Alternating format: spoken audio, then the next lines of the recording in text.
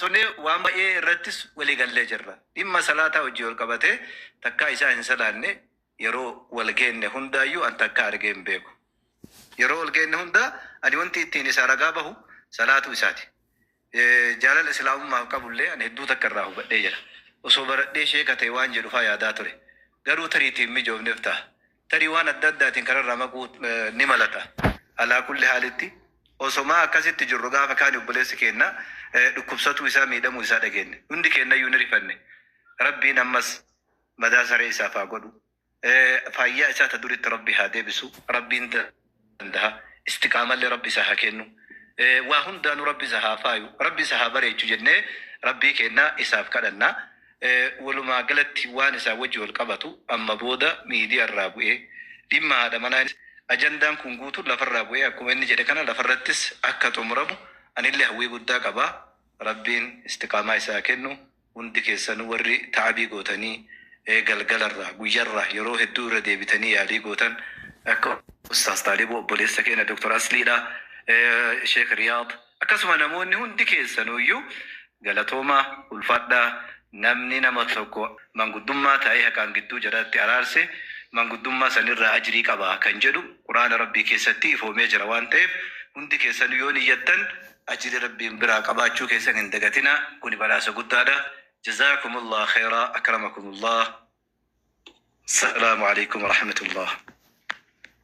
Jazakumullah khairan ulfaadha. Asli ko yosira kisuba de saduma raganu sadin tolte sultane na rubisi kana wanta kolen dubbaddu ustazu ta Kenya sheku ta Kenya ulama ta Kenya ayyu ta Kenya asli wallahi baay'een isin kabaja ulfaadha. Assalamu alaykum wa rahmatullahi wa barakatuh. Itti deebita daqiiqaa takka waan hin gane dubbadhu sultaan.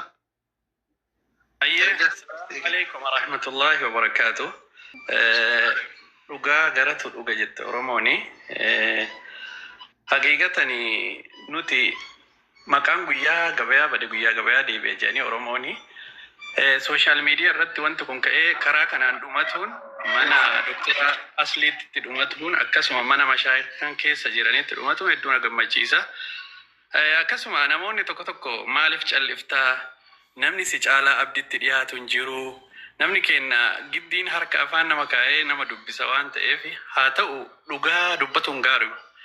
Ani wanni barruu karaa FB dhaan arra barreessee ture sababbiin san godheef callisee garuu bakka namni gara islaamummaa keessa jiru namni nuti akhlaaqan gara islaamummaatti nama yaamu malee islaamummaa keessa nama dhiibuu gaarii akka hin taane wantoota garagaraa waan abdi irratti argeef Rabbi Taalibuu tokko barreeffataadhaan asli Ustaaz Taaliboo galchi.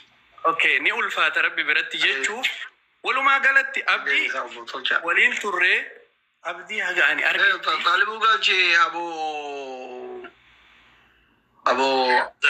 Abazar. Galchan. abdi haga waliin turretti guyyaa tokko isaa salaata dhiiseen argine, guyyaa tokko isaa jecha kufrii dubbatuun argine, guyyaa tokko isaa islaamummaa qeeqoyyoon argine. Waan biraatii miti jechoota isaa keessatti madaalawaa dubbata, waan ulamaan saalfachiifne, waan aaqilan saalfachiifne, waan beekaan saalfachiifne isaa dubbatu qofaan arge. Akka beekutitti in laalalle ani gizee viidiyoo inni waraabulle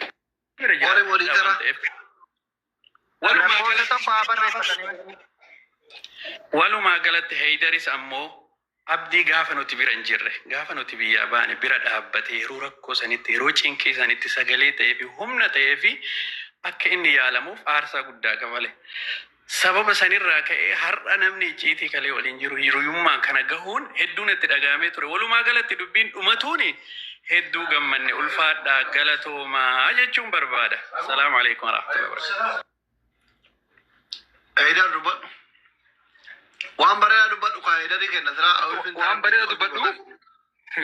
هاي دران أستاذ سعد اللي سعد فانا دولات ورنيساني في سعودي في أبو مصعب قالش شفت ربك هافا نسائل أجمعتا خلاصي دبيدو متى هاتم رمتو بابا فاتس جرا يودن دي سنمو أستاذ طالب ولا قال شاتي نمني كم تيجي كم فولو أقولو أبو صبر الدين فاس جرا وان تيفي كان جعله ولا فولين نبنو كإسلام ما عند خين إسلام ما ربي نكين رجعت نهادابو عبد الله ربي رجعت هادابو بليس خينيا ربي فياسا خنو فياسا جنت أمو أفان صلاة أركان إسلاما wantoota bu'uuraalee islaamaa ta'an kanneen namoonni Ustaaz Sultaan fa'aa namoonni itti dhihaatan akka barsiiftan akka jajjabeessitan gargaarsa isa barbaachisuu fi waan barbaachisu hundatti inshaallah waan amma dura dabre jedhee ani akka kiyyatti waan dubadde bullee miti ani haqiqatan waan barbaachisu hundaan isin cinaa jira isa cinaa jira hundi keessan galatooma ulfaadhaadha galatooma horaa bulaa deebana dagagaa baaba afaan irraa kaasaa harka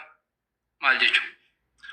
Ustaz Arjala kana hojii irraa rakkoon qabu rakkoon tokko abarreessan Ustaz Taalibuun Ustaz. Akkasii mataa gadi lakkisina Ustaz Taalibuun mataa waan as arraa guyyaa arraan kana wanti ol biif. Maan jala yoo jiraattan aboo yoo darbaa. Ustaz Taalibuun rakkoon tokko barreessa. Isin barbaadaarani. Asli dubbadhu afaan takka qofa dubbadhee haa ba'u. Bismillah. Haqiiqaa hin dallanillee deebee gammadillee. Nama hedadhu dirqaan uumama kiyya irratti garuu hanga hedar xiqqoona jala dhaabbate baay'ee tokko rifadhe waan biraatiif miti adda osoo Abu Sabraddiin hin jedhe osoo siin jedhe osoo Shee Xaahir hin jedhe Sultaan hin jedhe Abaazarri silaa sadarkaa sanillee uggeen ga'u ani jababaafnaan san bira lufu rabbi barakaa isaa godhu akka isin hunduudha jalan dhaabanne hin beeka isallee uma dibdee jira yerootti ammoo eega deebi'eetiin jedhee anamma wanni jedhu hin jiru. Haydar galatu. Anamma hawaasaa waa jechuu barbaade. Hawaasni Haydar hattuu jettan hundi keessanuu jecha afoonaa lillahi jedhu barreessa. Hattuu jechuun maal akka ta'e beeka. Shari'aa irratti illee namummaa irratti illee daangaa irraa